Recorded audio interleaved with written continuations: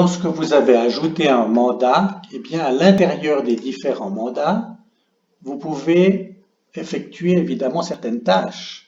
Ces tâches peuvent être multiples. Vous pouvez faire par exemple des téléphones pour ses clients. Vous allez ajouter une tâche téléphone. Vous pouvez avoir par exemple des réunions avec ce client ou éventuellement une rédaction de rapport.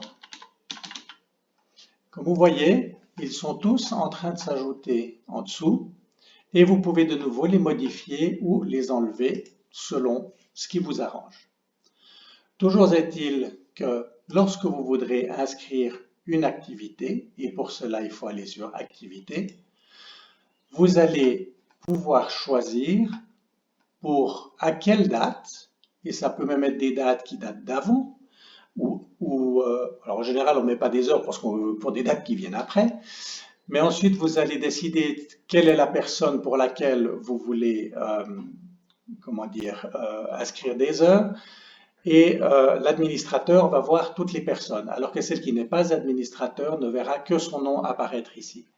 Ensuite de quoi, vous avez les mandats qui vont apparaître. On voit que nous avions 2 mandats pour cette société.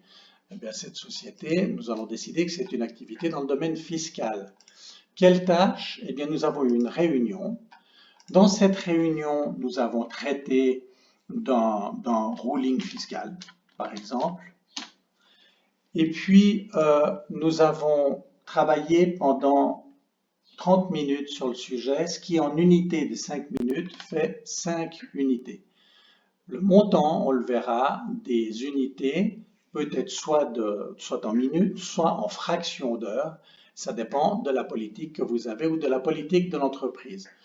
Le tarif est venu s'afficher à 120 francs, mais vous pourriez très bien le faire passer à 180 ou le faire passer à moins que ça.